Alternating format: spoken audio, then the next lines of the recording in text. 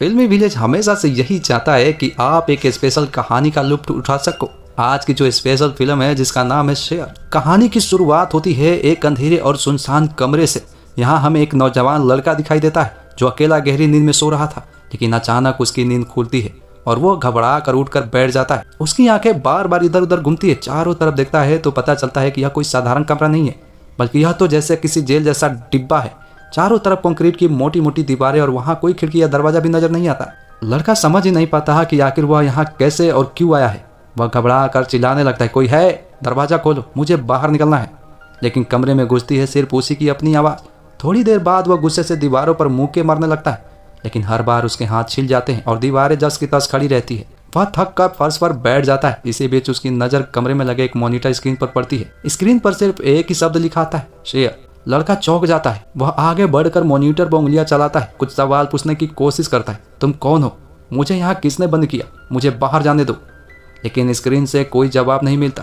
धीरे धीरे उसके चेहरे पर बेचैनी और डर साफ झलकने लगता है। अब उसे प्यास लगती है और वह टॉयलेट की ओर जाता है, पर जब टॉयलेट का नल घुमाता है तो उसमें से पानी तक नहीं निकलता। वह गुस्से में वापस आकर मॉनिटर में टाइप करता है, वाटर। तुरंत स्क्रीन पर लिखा आता है 5 पॉइंट्स दो और तुम्हें पानी मिलेगा। यह पढ़कर लड़का और भी उलझन में पड़ जाता है। ये पॉइंट्स कौन से हैं? मेरे पास तो कुछ भी नहीं है। थोड़ी देर तक वह समझ ही नहीं पाता कि करना क्या है। फिर थक कर जमीन पर लेट जाता है। अचानक उसके पेट से आवाज आती है और वह अनजाने में पाद मार देता है। तभी मॉनिटर पर लाइट चमकती है और स्क्रीन पर लिखा आता है 1 पॉइंट। लड़का पहले तो हैरान रह जाता है, फिर जैसे ही वह दोबारा कोशिश करता है फिर से पॉइंट्स मिल जाते हैं और तभी टॉयलेट से पानी टपकने लगता है। वह खुशी से दौड़कर पानी पीता है और चेहरा धोता है। अब उसे धीरे धीरे एहसास होता है कि उसके कमरे की हर हरकत लाइव प्रसारित हो रही है। कहीं ना कहीं बाहर दर्शक बैठे हैं जो उसकी मूर्खतापूर्ण हरकतों पर हंसकर उसे पॉइंट दे रहे हैं और इन्हीं पॉइंट्स से उसकी ज़रूरतें पूरी होगी। अब लड़के का दिमाग चलता है। वह कूदने लगता है, टेढ़े मेढ़े पोज बनाने लगता है, जोर जोर से आवाज़ें निकालता है ताकि दर्शक हंसे और उसे पॉइंट मिले। लेकिन ज़्यादा फायदा नहीं होता। कुछ पॉइंट्स तो मिलते हैं पर इतने कम कि खाने के लिए पर्याप्त नहीं। आखिरकार जब वह दर से फिसल कर गिर पड़ता है तभी उसके पॉइंट्स अचानक तेजी से बढ़ जाते हैं। मतलब दर्शक उसकी तकलीफ देखकर खुश हो रहे थे। जब उसे भूख सताने लगती है तो वह पॉइंट्स से खाना ऑर्डर करता है, पर जैसे ही खाना आता है वह देखकर दंग रह जाता है। दोस्तों, यह तो इंसानों का खाना नहीं बल्कि कुत्तों का होता है। लड़का गुस्से से ट्रे वापस फेंकने की कोशिश करता है, लेकिन मॉनिटर कोई कमांड मानता ही नहीं। अंततः मजबूरी में उसे वही खाना खाना पड़ता है, लेकिन इस बार वह कुत्ते की तरह भौंकते हुए चारों हाथ पैरों पर बैठकर खाना खाने लगता है। यह देखकर दर्शक बहुत मजे लेते हैं और उसे ढेरों पॉइंट्स दे डालते हैं। पॉइंट्स से वह कपड़े मंगवाता है, लेकिन आते तो लड़कियों के चमकीले कपड़े। शुरुआत में नाराज हो जाता है, लेकिन फिर सोचता है अगर यही पहनकर एक्टिंग की तो शायद दर्शक और खुश होंगे। वह उन कपड़ों में मॉडलिंग करने लगता है। कैमरे के सामने अजीब अजीब पोज, नकली हंसी और डांस। दर्शक खिलखिलाकर हंस पड़ते हैं और पॉइंट्स फिर से बढ़ जाते हैं। धीरे धीरे उसका आत्मविश्वास लौटने लगता है। अब वह जान चुका था कि इस खेल में सरवाइव करने के लिए उसे लगातार इंटरटेन करना होगा। कभी वह कॉमेडी करता, कभी गाना गाता, कभी एक्सरसाइज दिखाता और दर्शक भी उसे देखकर खूब मजे लेते हैं। आखिरकार इतने पॉइंट मिल जाते हैं कि वह एक टी शर्ट और सोने के लिए गदा खरीद लेता है। कमरे का माहौल थोड़ा बदल जाता है, लेकिन उसके दिल में अभी यह सवाल गूंज रहा है, मुझे यहाँ किसने कैद किया है और क्यों? दोस्तों, जैसे जैसे दिन गुजरते हैं लड़के का आत्मविश्वास और भी बढ़ने लगता है। अब उसे यह समझ आ चुका था कि अगर उसे इस कमरे में जिंदा रहना है तो उसे दर्शकों का मनोरंजन करना ही होगा। वह कभी अपने मोजों से पोपट शो करता, कभी गाने गाता और कभी अजीबोगरीब हरकतें करके लोगों को हंसाता और बदले में उसे मिलते हैं ढेरों पॉइंट्स। धीरे धीरे वो अपने कमरे में ढेर सारी चीजें इकट्ठी कर लेता है, नए कपड़े, शेविंग टूल्स और यहाँ तक कि शराब भी। एक दिन वह ज्यादा शराब पी लेता है। नशे में उसका गुस्सा फूट पड़ता है। वह चिल्लाने लगता है, मुझे यहाँ से बाहर निकालो, मैं कोई कठपुतली नहीं हूँ। और गुस्से में वह मॉनिटर पर मुंह के मारने लगता है। स्क्रीन तो टूटती नहीं, लेकिन अचानक कमरे की सारी लाइट बंद हो जाती है। अब चारों तरफ धूप, अंधेरा। लड़का घबरा कर दीवारें टटोलता है, मॉनिटर को जोड़ने की कोशिश करता है, लेकिन कुछ भी नहीं होता। थोड़ी देर बाद वह थककर फर्श पर बैठ जाता है। उसके हाथ छील चुके होते हैं और आंखों से आंसू बहने लगते हैं। वो बड़बड़ाता है, कृपया मुझे बाहर निकाल दो, मैं अब और नहीं कर सकता। तभी अचानक स्क्रीन फिर से जल उठती है और उसमें दिखाई देता है एक बूढ़ा आदमी।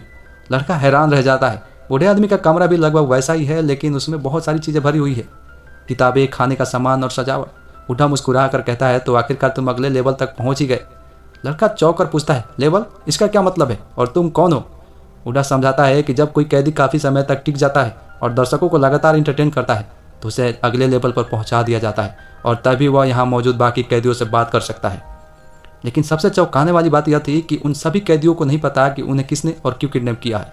अब लड़की को अकेलापन कम लगने लगता है। वह घंटों बूढ़े से बातें करता है, कभी जादू सिखाता है, कभी गाने गाता है, तो कभी उसके साथ खाना खाता है। बूढ़े का चैनल नंबर था 73 और लड़के का नंबर था 14। दोनों की अच्छी दोस्ती हो जाती है, लेकिन 73 की तबीयत अक्सर खराब रहती है। वह खांसता है और बहुत थक जाता है। 14 को उसकी हालत देखकर दुख होता है, इसलिए वो अपने पॉइंट्स खर्च करके दवाइयाँ मांगने की कोशिश करता है, लेकिन गलती से वह गलत कमांड डाल देता है और अचानक एक और स्क्रीन खुल जाती है। यह चैनल था 28, जहाँ एक खूबसूरत लड़की योगा कर रही थी। लड़का उसे देखकर मंत्रमुग्ध रह जाता है। वह धीरे धीरे उसके साथ बातचीत करने लगता है और वह अपने कुछ पॉइंट्स भी उसे दे देता है। लड़की की शांति और खूबसूरती देखकर 14 को पहली बार यहाँ अच्छा महसूस होता है। इसके बाद वो और चैनल्स भी देखता है। कोई खाना बनाना सिखा रहा था, कोई मेकअप कर रहा था, तो कोई डांस कर रहा था। मतलब हर कैदी को दर्शकों के सामने मनोरंजन का साधन बना दिया गया था। कुछ समय बाद 14 का कनेक्शन एक और चैनल से जुड़ जाता है। यह थी 11। शुरुआत में 11 बहुत गुस्से में होती है। वह सोचती है कि 14 ही उसका किडनैपर है, लेकिन जब 14 उसे सब समझाता है तो वह धीरे धीरे शांत हो जाती है। 11 के दिमाग में एक ही बात घूमती रहती है, हमें यहाँ से भागना होगा। वह 14 और 73 से कहती है कि अगर सब कैदी मिलकर कोशिश करें तो शायद कोई कमी मिल जाए और वे आज़ाद हो जाए, लेकिन 73 इसे बात को बेकार मानता है। उसका कहना था कि यह सिस्टम बहुत मजबूत है, यहाँ से निकलना नामुमकिन है। अब 14 भी दुविधा में पड़ जाता है। एक तरफ 73 था जो उसे जिंदगी के गुर सिखा रहा था, दूसरी तरफ 11 थी जो उसे लगातार बगावत के लिए उकसा रही थी। कभी कभी 14 सोचता है कि सच में बाहर निकलना चाहिए, लेकिन फिर से उसे याद आता है कि बाहर उसकी ज़िंदगी कितनी बेरंग थी। कम से कम यहाँ लोग उसे देखते तो थे, उसकी कदर तो होती थी। इसी बीच उसने एक नया शो शुरू किया जिसका नाम था मोजो से पोपट शो।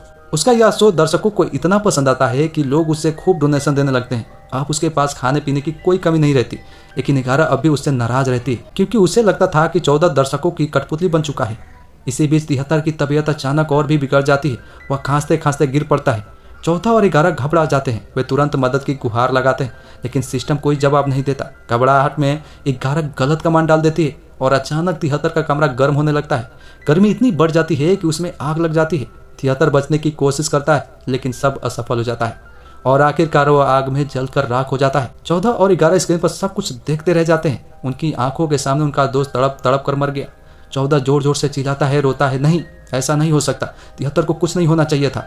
लेकिन अब बहुत देर हो चुकी थी। स्क्रीन काली पड़ जाती है और चैनल 73 हमेशा के लिए बंद हो जाता है। दोस्तों, बूढ़े आदमी नंबर 73 की मौत ने सब कुछ बदल दिया। 14 और 11 दोनों को गहरा सदमा पहुंचा। जहाँ 11 और भी गुस्से में भर गई, वही 14 का दिल पूरी तरह टूट चुका था। 14 कमरे के कोने में बैठा रोता रहता। उसे लगता था कि अगर उसने और कोशिश की होती तो शायद 73 को बचा लेता, लेकिन 11 उसे समझाती है, यह तुम्हारी गलती नहीं है, असली गुनहगार वो लोग हैं जिन्होंने हमें यहाँ कैद किया है। कुछ देर बाद 14 ने अपने पॉपेट शो से माहौल हल्का करने की कोशिश की। वह 73 की आवाज़ें निकालकर बातें करने लगा ताकि 11 का मन बहल सके। थोड़ी देर के लिए दोनों हंस भी देते हैं, लेकिन दिल के अंदर का दर्द कहीं नहीं जाता। 73 की मौत के बाद 11 उदास हो जाती है और कहती है, मुझे शराब चाहिए। दोनों मिलकर शराब मंगवाते हैं और पीने लगते हैं। धीरे धीरे उनका गम थोड़ा हल्का होता है और वे नाचने लगते हैं। नाचते नाचते वे एक एक करके अपने कपड़े उतार देते हैं। उस पल उस दोनों को एहसास होता है कि शायद अब वो एक दूसरे के लिए खास बन गए हैं। लेकिन जब नासा उतरता है तो फिर वही उदासी लौट आती है। 14 कहता है, मुझे अब भी 73 की आवाज़ें सुनाई देती है, उसका खसना, उसका हंसना। गुस्से में वो चिल्लाने लगता है, मैं अब और कठपुतली नहीं बनूंगा, मुझे बाहर निकलना ही होगा। अब 14 भी 11 के साथ खड़ा हो जाता है। वह कहता है कि अगर हम सब कैदी मिलकर एकजुट हो तो शायद कोई रास्ता मिल जाए और फिर किसी और को 73 जैसी मौत नहीं झेलनी पड़े। वह कैमरे के सामने बैठकर एक भाषण देता है। उसकी बातें सुनकर दर्शक भावुक हो जाते हैं और ढेर सारे पॉइंट्स भेज देते हैं। लेकिन इस बार 14 को पॉइंट से कोई खुशी नहीं होती, उसे बस बाहर निकलने की राह चाहिए थी। इसी बीच स्क्रीन पर नंबर 28 फिर से दिखाई देती है। वह कहती है, तुम्हारा भाषण अच्छा था, लेकिन मुझे नहीं लगता कि तुम लोग कभी सफल हो पाओगे। 11 उसकी बात सुनकर भड़क जाती है। वह 28 को ताने मारने लगती है, तुम्हें किसी की परवाह ही नहीं है, तुम बस अपने योगा और अपनी खूबसूरती में खोई रहती हो। 14 बीच बचाव करने की कोशिश करता है, लेकिन 11 और 28 की बहस बढ़ती जाती है। धीरे धीरे और भी कैदी 14 के मिशन में शामिल होने लगते हैं। किसी ने अपने कमरे में बारिश करवाने के तरीका निकाल लिया था, तो कोई अपनी दीवारें हिला सकता था। यह देखकर 11 का हौसला और बढ़ जाता है। वह चाहती थी कि सब मिलकर इस जगह का नक्शा बनाए और सिस्टम की कोई कमजोरी ढूंढे। लेकिन 14 का जोश अब थोड़ा ठंडा पड़ गया था। 28 की बातें उसके दिमाग में घूम रही थी। उसे लग रहा था कि शायद बाहर निकलने से बेहतर है कि वह यहीं रहे, क्योंकि कम से कम यहाँ लोग उसे देख तो रहे थे। 11 को यह बिल्कुल पसंद नहीं आता। वह गुस्से में अपने बाल काट डालती है ताकि सिस्टम को दिखा सके कि वह झुकी नहीं है। रात को जब 28 योगा कर रही होती है तो 11 फिर से झगड़ा शुरू कर देती है। वह कहती है, तुम्हारी वीडियो की वजह से सबको सोने में दिक्कत होती है। 28 पलट कर कहती है, और तुम तो बाकी कैदियों को अपने हाथ की कठपुतली समझती हो। 14 बीच में आता है और कहता है, बस करो। लेकिन 11 गुस्से में कहती है, 14 तुम्हें फैसला करना होगा, मैं तुम्हारी दोस्त हूँ या ये। 14 उलझन में पड़ जाता है। आखिरकार वह तय करता है कि उसे सबको एकजुट करना होगा। वह कैमरे के सामने आकर कहता है, सभी कैदी मुझे सिर्फ एक एक पॉइंट भेजो। जैसे ही सब उसे पॉइंट भेजते हैं, सिस्टम में ग्लिच हो जाता है। उसके पॉइंट अचानक तेजी से बढ़ने लगते हैं। यह देखकर 28 चिल्लाती है, 14 पर भरोसा मत करो, वह पॉइंट चुरा रहा है। 11 गुस्से में आकर 28 के कमरे में बारिश करा देती है। इसके जवाब में 28 11 के कमरे में आग लगा देती है। आग इतनी भयानक थी कि 11 भी 73 की तरह तड़प तड़प कर मर जाती है। यह देखकर 14 पूरी तरह टूट जाता है। वह स्क्रीन के सामने बैठकर फूट फूट कर रोने लगता है। क्यों हमें ऐसे मरना पड़ रहा है? हम कोई खिलौने नहीं है। इसी बीच अचानक उसके कमरे के पीछे एक दरवाजा खुलता है। 14 तुरंत उसकी तरफ भागता है, लेकिन जैसे वह निकलने की कोशिश करता है, स्क्रीन फिर से जल उठती है और उसमें बाकी कैदी दिखाई देते हैं। 14 वापस लौट आता है और कहता है, हम सब मिलकर इस सिस्टम से बाहर निकल सकते हैं, हमें बस एक दूसरे का साथ देना होगा। लेकिन तभी दरवाजा फिर से बंद हो जाता है और अब 14 के पास सिर्फ एक ही रास्ता बचता है, दर्शकों का मनोरंजन। दोस्तों 11 की मौत के बाद 14 बिल्कुल अकेला पड़ गया था। वह घंटों तक कमरे के कोने में बैठा रहता और चुपचाप दीवार को घूरता। कभी कभी उसे 73 और 11 की आवाज़ सुनाई देती, जैसे वो अभी उसके साथ हो। वह पॉपेट शॉप करके 73 की हंसी निकालता और 11 की बहादुरी को दोहराता, लेकिन यह सब उसकी तन्हाई को और गहरा कर देता है। स्क्रीन पर बार बार अलग अलग कमेंट्स आने लगे। कुछ लोग कह रहे थे, 14 को नचाओ, 14 को गवाओ, 14 को और शराब दो। 14 समझ चुका था कि ये दर्शक उसकी जिंदगी को एक खेल की तरह देख रहे हैं।